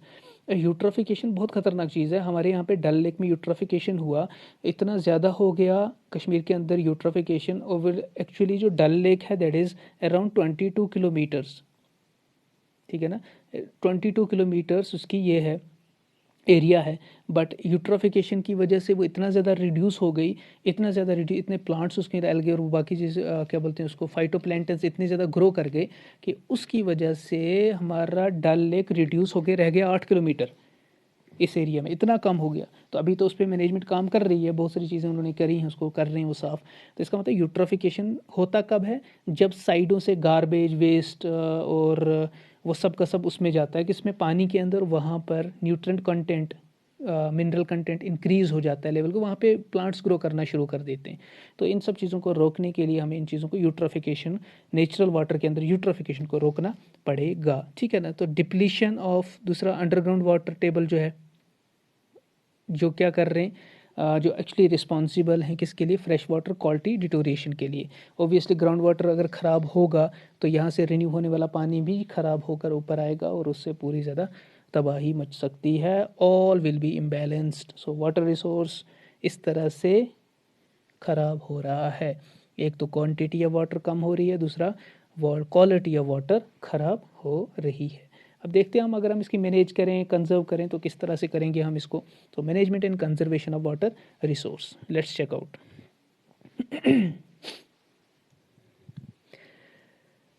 Reduction in wastage of water. इसमें पहली चीज़ हमें क्या देखनी है, पानी की जो वेस्टेज हो रहा है उसको हमने रिड्यूस करना है, ठीक है जी। मेजर फैक्टर्स इस वाटर वेस्टेज के अंदर क्या है, डोमेस्टिक इरिगेशन एंड इंडस्ट्रियल। ये चाहे वो डोमेस्टिक हो, चाहे वो इरिगेशनल है या इंडस्ट्रियल है, चाहे वो आप एग्रीकल्चर के लिए यूज़ कर रहे हो, इंडस्ट्री लेवल पे यूज़ हो रहा है, या वो डोमेस्टिक लेवल पे यूज़ हो रहा है, हमने पानी की लेवल कम करनी पड़ेगी, यूज़ कम करना पड़ेगा लिमिटेड क्वांटिटी में। इससे हम उसको मैनेज भी कर सकते हैं और बचा भी सकते हैं। दूसरा, वाटर इकोनॉमी, ठीक है। वाटर इकोनॉमी को क्या करना है, by it includes water harvesting, use and recycling of water. Water harvesting के अंदर क्या आ रहा है, शाबाश, वाटर हार्वेस्टिंग के अंदर हमें ये मिल रहा है कि भाई वाटर, इसके अंदर वाटर इकोनॉमी के अंदर में क्या मिल रहा है, वाटर हार्वेस्टिंग मिल रही है और रिसाइकलिंग ऑफ वाटर मिल रहा है। इस चीज़ का मतलब मैं आपको यूँ समझा दूँ कि जो वाटर हार्वेस्टिंग है, इसके लिए हमें अलग से एक आगे टॉपिक आएगा वाटर हार्वेस्टिंग को, मैं आपको समझाऊंगा कि उस तरह की कैसी मैनेजमेंट है, यानी पानी को किस तरह से बेस्ट यूज़ किया जाए एग्रीकल्चर के लिए, इंडस्ट्री के लिए, बाकी उसको वाटर हार्वेस्टिंग बोलते हैं, किस तरह से चलाएंगे। अभी इसके ऊपर एक इकॉनमी के ऊपर एक अलग से टॉपिक बाद में आएगा इसके बाद, तो वो इसको आप डिटेल में आप वहाँ पर और ज़्यादा ईजिली समझ सकते हैं। तो हम आगे चलेंगे। सो डिसैलिनेशन ऑफ ओशन वाटर। अब चूंकि ओशन वाटर जो है वो इतना, उसके अंदर क्या होता है, साल्ट कंटेंट ज़्यादा होता है। इसका मतलब ओशन वाटर को ना तो आप डोमेस्टिक यूज़ के लिए यूज़ कर सकते हैं, ना आप एग्रीकल्चर के लिए यूज़ कर सकते हो। तो बेस्ट वे इज़ कि इस पानी को हम डिसैलिन करें, यानी हम इसके नमक के कंटेंट को कम करें और उसके बाद उस पानी को हम डोमेस्टिक के लिए भी यूज़ कर सकते हैं and also for agriculture purpose. तो इन चीज़ को रिमूव करने से हमारे पास ये इस तरह का हो ताकि हम इसको कंज्यूम कर सकें, कंज्यूमेबल बन जाए डिसैलिनेशन से ओशन वाटर को। इसका मतलब ये इस तरह से आप बचा सकते हैं पानी को। Okay, fourth one is efficient distribution system of water. एक पानी को इस तरह से डिस्ट्रीब्यूट किया जाए कि हर एक को बराबर पानी पहुंचे, है ना, यानी प्रॉपर डिवाइस लगाया जाए, प्रॉपर चीज़ें लाई जाएँ, प्रॉपर चीज़ें की जाएँ, जिसकी वजह से इक्वल अमाउंट में पानी डिस्ट्रीब्यूट हो लोगों के अंदर, और that is an efficient distribution system. चाहे आप वो खुद कर रहे हैं, चाहे वो कोई मशीन लगा दीजिए, कुछ ऐसा कर दीजिए जिसकी वजह से वो सारा एफिशिएंटली हो जाए, बहुत अच्छे से हो जाए। एंड आल्सो फॉरेस्टेशन की वजह से भी जो है उसकी वाटर लॉस को कंजर्व किया जा सकता है। अब एक चीज़ उसमें है, जो अगर आप बात करें डैम्स की, ठीक है ना, तो डैम्स के अंदर डेफिनेटली आप पानी को कंजर्व करते हैं, ठीक है, पानी को बचाते हैं, रखते हैं ताकि बाद में उसको यूज़ किया जा सके कभी पे। लेकिन डैम्स का एक बहुत बड़ा अपोजिशन हो गया था, इस पर क्रिटिसिज्म आ गया था इंडिया के अंदर डैम्स को मैं आपको बता दूं, एक गंगा पे जो डैम बन रहा था, ठीक है ना, तो उसका एक नाम नर्मदा बचाओ आंदोलन यहाँ पे लिखा है मैंने। तो ये स्टार्ट किया गया ताकि आप डैम्स के खिलाफ हो गए लोग। डैम्स के खिलाफ होने की कुछ वजह थी, बिकॉज़ इन डैम्स की वजह से कुछ गलत असर पड़ रहे थे और हुआ था, कुछ बैड इफ़ेक्ट्स हुए थे, जिसकी वजह से डैम्स के खिलाफ आवाज़ उठना शुरू हो गई, भाई डैम्स हमको नहीं चाहिए। इनफैक्ट डैम्स इंडिया के अंदर 1500 से ज़्यादा डैम्स है अभी, लेकिन डैम्स के खिलाफ आवाज़ उठी, कुछ डैम्स के खिलाफ जो कि जिनकी वजह से इफ़ेक्ट हुआ था, कुछ डैम्स के खिलाफ, जैसे कि ये एक इसमें जो मैंने यहाँ पे दिखाया आपको, नर्मदा बचाओ आंदोलन, या river dam on river Ganga के ऊपर जो डैम बनाया गया था, इसको क्या किया गया, इसको इसके खिलाफ आवाज़ उठी, भाई इसको रोका जाए, इसको बंद किया जाए, जो भी।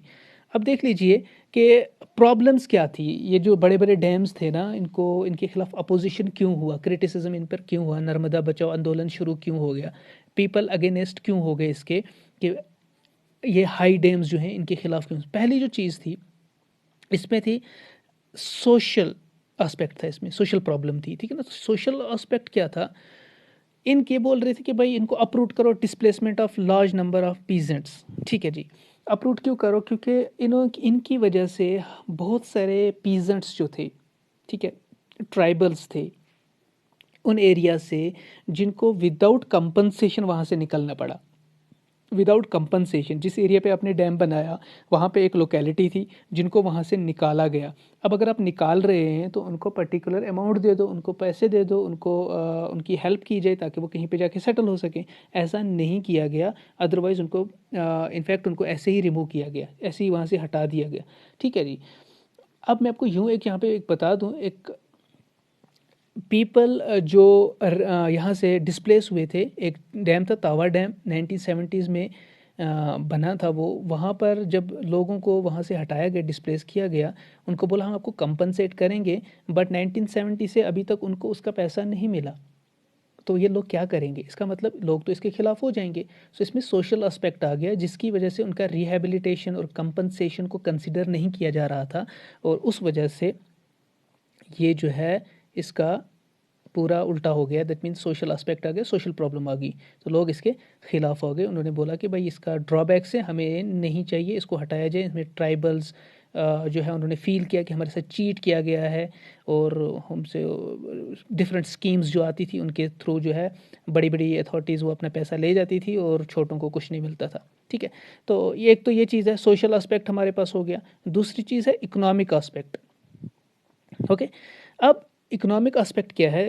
इकोनॉमिक एस्पेक्ट है कि इसमें थाउजेंड्स ऑफ करोड्स रुपये पैसे लगाए जाते हैं इसमें थे, thousand of crores of rupees are spend in large size and do not. अब देखिए, इतना पैसा अगर आप कहीं पे लगा रहे हैं, क्या इसका आउटकम भी उतना मिल रहा है हमसे, उतना पैसा वापस प्रोपोर्शनेट बेनिफिट है उसका, ये नहीं है। But definitely there is no proportionate benefit as compare to the amount we are spending on this particular huge amount on this projects, ठीक है जी। तो ये दूसरा एस्पेक्ट था। तीसरा था एनवायरमेंटल एस्पेक्ट, सबसे खतरनाक, सबसे इम्पोर्टेंट। ये जो कंस्ट्रक्शन ऑफ लार्ज डैम्स है ना, इनसे कंट्रीब्यूट हो गया किसको, डिफॉरेस्टेशन को कंट्रीब्यूशन मिला। मतलब बेचारे जंगल का तो सत्यानाश करना शुरू हो गया, डिफॉरेस्टेशन हो गई, large area of the forest, ठीक है ना। इसकी वजह से बायोडाइवर्सिटी का बहुत ज़्यादा नुकसान हुआ, बहुत ज़्यादा नुकसान हुआ।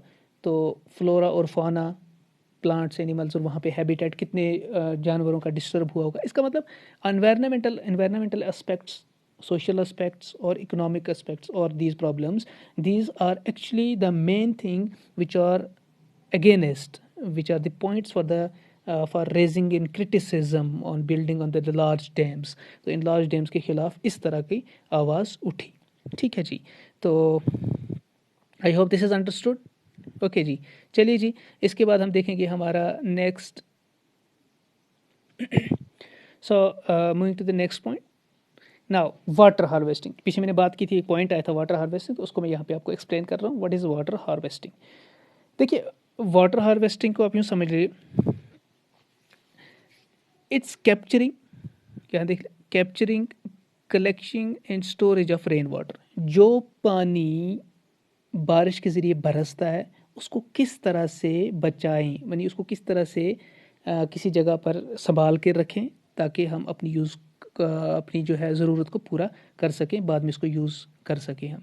Surface run off for filling other small water bodies, recharging water, that water continues to be available in instances. इसलिए ताकि पानी हमारे पास अवेलेबल रहे। ओल्ड इंडिया में ऐसी प्रैक्टिसेस की जाती थी। रेन वाटर हार्वेस्टिंग किया जाता था, ट्रीटमेंट ऑफ वेस्ट वाटर है, देन स्टोरेज ऑफ वाटर। ये 3 पॉइंट है इसके अंडर, ये आपको समझने पड़ेंगे कि वाटर हार्वेस्टिंग हम ये बोलेंगे कि किसी पर्टिकुलर जगह पर कुछ ऐसी चीज़ें बनाना या कुछ ऐसी काम करना जिनसे आप रेन वाटर को स्टोर कर सकते हैं, बारिश के पानी को स्टोर कर सकें, ताकि उसको अपने यूज़ में कर सकें। चाहे आप एग्रीकल्चर के लिए करें, चाहे आप डोमेस्टिक के लिए करें, लेकिन आप उनको यूज़ कर सकें। तो रेन वाटर हार्वेस्टिंग क्या है? अब रेन वाटर हार्वेस्टिंग को देखते हैं। मैंने यहाँ पे लिखा, people in old India use large number of water collecting methods to capture rain water. ठीक है ना? तो डिफरेंट मेथड्स जो थे, दीज आर द मेथड्स। सबसे पहले आपने क्या किया, आपने एक स्मॉल पिट्स खोद दिए, किन के अंदर? लेक्स के अंदर। आप समझिए, लेक्स के अंदर, यानी एक जगह पे झील है, उसके साथ साथ में आपने बहुत सारे पिट्स खोद दिए, बहुत सारे गड्ढे खोद दिए, बड़े बड़े गड्ढे। अब जब बारिश बरसी, वो पानी किस में जमा हो गया? उन गड्ढों में। अब पानी जब लेक के अंदर कभी कम होता है तो ये वो पानी यहाँ पर आप यूज़ कर सकते हैं। ठीक है जी, ये एक चीज़ थी digging. Building of small earthen dams और इट्स और एम्बैंकमेंट्स। ठीक है, एम्बैंकमेंट आप समझ सकते हैं, एक पर्टिकुलर हिंड्रेंस सी खड़ी की जाती है। इस तरह अगर रास्ता चल रहा है, इस तरह इसमें खड़ा कर दिया। अब यहाँ से बारिश बरसी इसमें, तो पानी यहाँ पे जमा हो गया, तो ये एम्बैंकमेंट्स हो गए। इस तरह की चीज़ें इन्होंने बनाना शुरू कर दी पानी के लिए। तो तीसरी चीज़, कंस्ट्रक्शन ऑफ लॉन्ग वॉल, बड़ी बड़ी दीवारें खड़ा कर दी, जिनको आप डाइक्स बोलते हैं। ठीक है ना? इस तरह की दीवारें खड़ा कर दी। इन दीवारों के बीच में ये जगह जो बची, इसमें पानी जमा होने लग गया। तो इसकी वजह से क्या होगा? इसकी वजह से पानी आप रिचार्ज कर रहे हैं, पानी को, रेन वाटर से आप पानी रिचार्ज भी कर रहे हैं, और डिप्लीटिंग ग्राउंड वाटर जो है उसको रिन्यू करने की कोशिश कर रहे हैं। So these are the things, these are the methods हम जो कि आपको यूज़ कर सकते हैं। ठीक है ना? अब रेन वाटर हार्वेस्टिंग अगर आप बोलें तो क्या है? रेन वाटर हार्वेस्टिंग का डेफिनेशन बताएं तो आप क्या है? It is the technique used to capture and store rain water for future use by making special water harvesting structures, जो मैंने आपको यहाँ पे दिखाए। ठीक है, चाहे वो डाइक्स हैं, चाहे वो बंड्स हैं, चाहे वो कुल्स हैं या कुन। ठीक है ना? कुल्स और खादिन्स, कुछ ऐसी चीज़ें आपकी बुक्स में कभी आएंगी, कुलहिंस और खादिन्स। ठीक है, KHADINS। तो कुलहंस और खादिन्स ऐसी, ये मैं आपको बताने की कोशिश करूँगा कि कुलहंस और खादिन्स क्या होता है। खादिन्स क्या होते हैं? देखिए, बंड बनाए जाते हैं, बंड बनाए जाते हैं। ठीक है ना? राजस्थान के ट्रेडिशनल एरिया के अंदर अक्सर ऐसा किया जाता है, क्योंकि वहाँ पे पानी की किल्लत रहती है।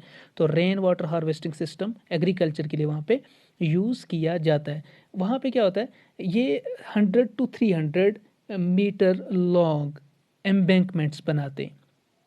ठीक है ना? किसके लिए? स्लोपिंग एज होता है, इस तरह स्लोपिंग एरिया जा रहा होता है, इस स्लोपिंग एज पे ये इस तरह के एम्बैंकमेंट्स बनाते हैं।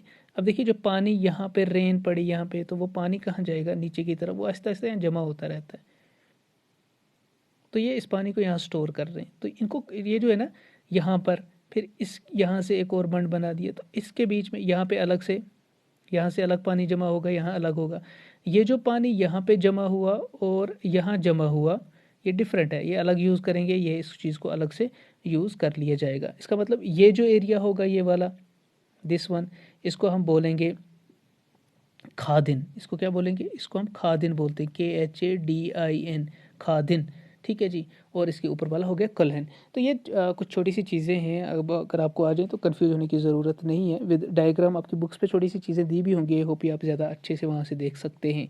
तो जितने ये सारे मेथड हैं, एक्चुअली ये वाटर हार्वेस्ट करने के लिए हैं, चाहे वो बंड बनाए जाएँ, चाहे वो दीवारें बनाई जाएँ, चाहे वो खादिन्स बनाए जाएँ, चाहे वो कलहन्स बनाए जाएँ, जितनी भी चीज़ें ये बना रहे हैं, ये इसलिए है ताकि वाटर को बचाया जा सके। ठीक है जी। चलिए जी, नेक्स्ट हमारे पास रिसोर्स है। वाटर हार्वेस्टिंग तो हो गया, हमारे पास वाटर रिसोर्स ख़त्म।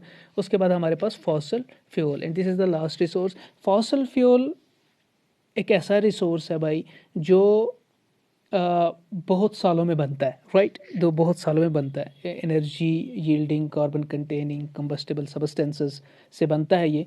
तो देखते हैं हम इस कोल पेट्रोलियम के अंदर, या fossil fuel as a resource किस तरह से हमारे पास अवेलेबल है, या हम उसको कैसे बचा सकते हैं अगर ख़त्म हो रहा है तो।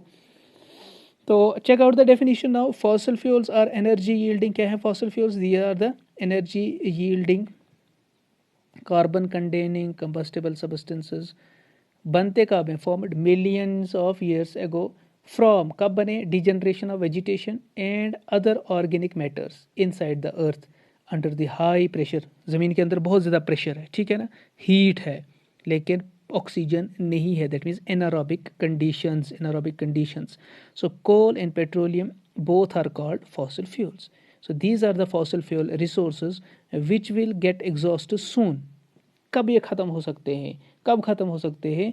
ये बताया जाता है कि अगर हम कोल पेट्रोलियम को उसी स्पीड पर यूज़ करते जाएं जिस पर अभी के लेवल पे हो रहा है, ठीक है ना, I should say before lockdown जिस स्पीड से यूज़ हो रही थी चीज़ें, उस टाइम पे 40 से 200 साल के अंदर ये ख़त्म. ठीक है जी. कोल 40 साल में, पेट्रोलियम 200 साल में, ये ख़त्म हो जाएंगे, ये रहेंगे ही नहीं. तो इनको बनने में फिर मिलियन साल लगेंगे. जो पहले हमने बात की कि भाई फिर क्या, कहाँ से आएंगी चीज़ें, कितना ज़्यादा इफेक्ट होगा. सो फॉसिल फ्यूल्स जो हैं they get exhausted and they take almost millions of years to reunite and reformed. So that means we need to what? We need to conserve. We need to conserve the fossil fuels. So different methods of conservation of fossil fuels is, सबसे पहले हमको क्या करना पड़ेगा? So burning of coal cause क्या करता है? Air pollution. ठीक है जी. इसका मतलब बर्निंग ऑफ कोल हमको रोकना पड़ेगा. Burning of coal causes air pollution, पहली चीज़. Direct use of coal for the purpose of burning should be avoided. ठीक है ना. अब अगर अवॉइड करेंगे तो क्या करना चाहिए? Actually we should convert it into liquid fuel and compressed natural gas, CNG. ठीक है ना. ये आप कैसे कर सकते हैं? You can do it through coal gasification. This is not true, this is through, actually through coal gasification. CNG अब नेचुरल गैस करते हैं, कंप्रेस्ड नेचुरल गैस सीएनजी, उसमें कन्वर्ट करते हैं. आप किसको? लिक्विड फ्यूल कन्वर्ट कर रहे हैं कोल को आप. यानी कोल से अगर पोल्यूशन हो रहा है तो आप उसको लिक्विड फ्यूल में कन्वर्ट कर दीजिए, कंप्रेस्ड नेचुरल गैस में कन्वर्ट कर दीजिए, पोल्यूशन लेवल कम हो जाएगा. इस तरह से हम कंजर्व कर सकते हैं कोल को. दूसरी चीज़, wastage during extraction and transportation of fossil fuel should be avoided. जब आप इसको निकाल रहे हैं, जब आप एक्सट्रैक्ट कर रहे हैं या ट्रांसपोर्ट कर रहे हैं दूसरी जगह पे, तो तब इसका जो वेस्टेज है उसको अवॉइड किया जाए, रोका जाए, मिनिमाइज़ किया जाए, ताकि आप उनको बचा सकें एक रिसोर्स को. तीसरी चीज़, बोथ ऑयल वेल्स. ठीक है जी. ऑयल वेल्स, कोल माइंस जो हैं उनको आग पकड़ने का खतरा होता है. ठीक है ना. तो इसका मतलब आपको इनको क्या करना चाहिए? आग से बचाने के लिए क्या करना चाहिए? Wastage, protect from the fire to avoid wastage. इसका मतलब अगर आपने आग से इनको बचाया तो आप वेस्टेज से इनको बचाएंगे, वरना इनमें अगर आग लग गई तो सारे का सारा सिस्टम ख़त्म. तो इसलिए इन चीज़ों से बचाना. ऑयल वेल्स हैं या कोल माइंस हैं, इनको आग से बचाने की ज़रूरत है, because they are very prone to catch the fire. इस चीज़ों से बचाना ज़रूरी है. Highly inflammable. Over consumption of oil in automobile should be checked. ज़्यादा तेल गाड़ियों में ना इस्तेमाल हो, उसको भी चेक करना चाहिए. कुछ गाड़ियाँ ज़्यादा तेल खाती हैं या कुछ जो भी है, या ज़्यादा गाड़ियाँ यूज़ नहीं करनी चाहिए इस तरह से कि एक घर में 4 लोग हैं, चारों की 4 गाड़ियाँ अलग अलग चल रही है. तो कोशिश करनी चाहिए कम ही यूज़ हो तो बेटर है, बिकॉज आप उससे क्या करेंगे? एक नेचुरल रिसोर्स को कंजर्व करेंगे, बचाएंगे, उसको मैनेज करेंगे. Okay, next is source of energy such as hydro electric. ठीक है जी. पानी से बनने वाली बिजली, सोलर है, विंड पावर है, या बायोगैस प्लांट्स हैं, इनको इनक्रेज करना चाहिए, इनको यूज़ करना चाहिए, rather than going for all the time going for coal and petroleum. इनके बगैर भी चीज़ें आप कर सकते हैं जो कि करनी चाहिए. ओके. अगर अब आप कंक्लूजन देखें तो कंक्लूजन में क्या चीज़ मैं लिख रहा हूँ यहाँ पे, आप इसको अच्छे से नोट करेंगे. Management of natural resource is increasing led to the subject of social and political power struggle between groups claiming an interest in specific resources. ठीक है जी. अब देखिए ये आज के टाइप पे जो मैनेजमेंट रिसोर्स हो रहा है, इसमें पॉलिटिकल और सोशली इसमें आपस में लड़ाई हैं, झगड़े हैं, बाकी चीज़ें, और अपने फ़ायदे के लिए लोग काम करना जानते हैं. मगर अगर आपको रियलाइजेशन होगी कि सेल्फिश गोल से हटकर इस चीज़ को बचाना है, अगर आपने नहीं हम ऐसा कर पाए, सेल्फिश ही रहे, तो ये एक ऐसी मिजरी की तरफ, इस डिज़ास्टर की तरफ ले जाएगा कि बहुत सारा पॉपुलेशन, बहुत सारा एनवायरनमेंट क्या हो जाएगा, डिस्ट्रॉय हो जाएगा, और उस तरफ इस टाइम एनवायरनमेंट जा रहा है अगर इस पे स्टेप्स नहीं लेंगे तो। अगर हम इंडिविजुअल लेवल पे सोचें, छोड़ दीजिए कानून को, रेगुलेशंस को, आप इंडिविजुअल लेवल पे कदम उठाइए, ठीक है ना। So going beyond rules and regulations, check our requirements collectively so that all benefits of development reach everyone now for all future generations. So it's environment that sustainable resource management is only possible through people participation. Best way, अगर आप किसी resource को बचाना चाहते हैं, जो हमने पढ़े ये 4 resource, forest, wild life, water and fossil fuel resource, जितने ये 4 रिसोर्स मेन हमने पढ़े, इन सब रिसोर्स को अगर हमने बचाना है, इसके लिए इंडिविजुअल हर बंदे को काम करना पड़ेगा, और इसको हर बंदे को एजुकेट करना पड़ेगा, दूसरे को बतानी पड़ेगी कि भाई ऐसे मसला है, तब जाके हम इस चीज़ को बचा सकते हैं। Otherwise it will be over, हम सब के लिए, फिर हम खतरा सबके लिए है, एक के लिए नहीं, ठीक है जी। तो इन चीज़ को आपको समझने की ज़रूरत है। अब कुछ चीज़ें आप याद रखेंगे, लास्टली हमेशा हम एक टॉपिक के बाद कुछ पॉइंट्स होते हैं जिनको हम याद रख लेते हैं ताकि एक क्रक्स मिल जाए हमें। जो वर्ल्ड वाटर डे है वो कब सेलिब्रेट किया जाता है, 22nd of March every year, 22nd of March in the world water day is celebrated. Then ground water की एग्जांपल अगर आपसे पूछे कौन है, ओबियसली वेल्स एंड स्प्रिंग्स। और अगर सरफेस वाटर की एग्जांपल पूछें तो हमारे पास है स्ट्रीम्स हैं, रिवर्स हैं और रिजर्वायर्स हैं। अब मैंने आपसे बात की थी कि डैम्स, जो number of dams in India, they are more than 1550 से ज़्यादा डैम्स हैं। बिग अब देखिए एक चीज़ आएगी यहाँ पर, बिग डैम्स और रिवर वैली प्रोजेक्ट्स जो होते हैं जिनका मल्टीपर्पज़ होता है, जैसे पावर जनरेट करना, इन ऐसे वाले बिग डैम्स और रिवर वैली प्रोजेक्ट्स को बोलते हैं टेम्पल्स ऑफ मॉडर्न इंडिया। याद रखिएगा, कभी ऑब्जेक्टिव में आ सकता है, टेम्पल्स ऑफ मॉडर्न इंडिया किनको बोला जाता है, big dams and river valley projects, इनको बोला जाता है टेम्पल्स ऑफ मॉडर्न इंडिया। अब चिपको मूवमेंट किसने दी थी, आपको याद हो गया होगा, श्री सुंदरलाल बहुगुणा चिपको मूवमेंट इसने दिया था। और एक चीज़ है IUCN, international union for conservation of nature and natural resource, जिसको अभी के टाइम पे WCU बोला जाता है, that is conservation, world conservation union, ठीक है नहीं, यहाँ पे वर्ल्ड मिसिंग हो गया, वर्ल्ड कंजर्वेशन यूनियन। ये मेंटेन करता है एक बुक जिसका नाम है रेड डाटा बुक। क्या मेंटेन करते हैं ये, एक बुक जिसका नाम है रेड डाटा बुक। इसके अंदर बहुत सारे वॉल्यूम्स हैं जो प्लांट्स और एनिमल्स की डिफरेंट चीज़ों के बारे में एक जानकारी रखते हैं, इनके ऊपर एक नॉलेज यहाँ पर आपको मिलेगी रेड डाटा बुक के अंदर, क्लियर।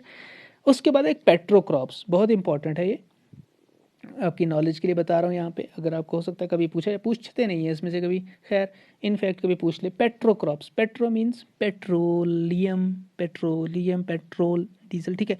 पेट्रोक्रॉप्स, कुछ क्रॉप्स, कुछ वेजिटेबल्स, कुछ हर्ब्स, कुछ शर्ब्स ऐसे होते हैं जिनके अंदर पेट्रोल लाइक सब्सटेंस मिलता है, ठीक है। कुछ प्लांट्स हैं जिनके अंदर पेट्रोल लाइक सब्सटेंस मिलता है, अगर आप इनको निचोड़ें, एक्सट्रैक्ट करें तो इनमें से पेट्रोल निकलेगा। अगर ऐसे प्लांट्स हैं तो डेट मीन्स हमारे पास अल्टरनेटिव अवेलेबिलिटी है, हम यूज़ कर सकते हैं। सो पेट्रोक्रॉप्स कौन से हुए, पेट्रोक्रॉप्स यहाँ पे मैंने एग्जांपल दी है, एक प्लांट है गॉफर प्लांट है, मिल्क वीड प्लांट है, मिल्क बुश प्लांट है। सो ये वो प्लांट्स हैं जो पेट्रोल लाइक सब्सटेंस यील्ड करते हैं, इसलिए इन प्लांट्स को जो पेट्रोल लाइक सब्सटेंस यील्ड करते हैं, इन प्लांट्स को बोला जाता है petrocrops, petrocrops. I hope this is understood. बहुत आसान है, एक ही लेक्चर के अंदर हमने इस चैप्टर को ख़त्म कर दिया है, ज़्यादा मुश्किल नहीं है, बिकॉज आसान था, इसमें कोई ऐसी चीज़ें तो है नहीं जो आपको ज़्यादा डिटेल में पढ़नी है या कुछ और ज़्यादा स्ट्रक्चरली आपको एक्सप्लेन किया जा सके। बहुत आसान है, इनको नोट्स बनाइए छोटे छोटे और रिमेंबर कर लीजिए पॉइंट्स। मेन 4 रिसोर्स आपको याद रखने, उनकी कंजर्वेशन और उनके फ़ायदे याद रखने हैं, कैसे खतरा है और कैसे बचा सकते हैं, ठीक है जी। ये हमारा इस चैप्टर का इख्तिताम होता है, तो we end with this chapter also. I hope this is understood. If there is any doubt, any clarification, you can definitely write in the comment box. Do not forget to like, share and जिन्होंने अभी तक subscribe नहीं किया तो subscribe ज़रूर कीजिएगा। So take care of yourself, good luck, take care, love you all, खुदा हाफिज़, thanks for watching, bye bye.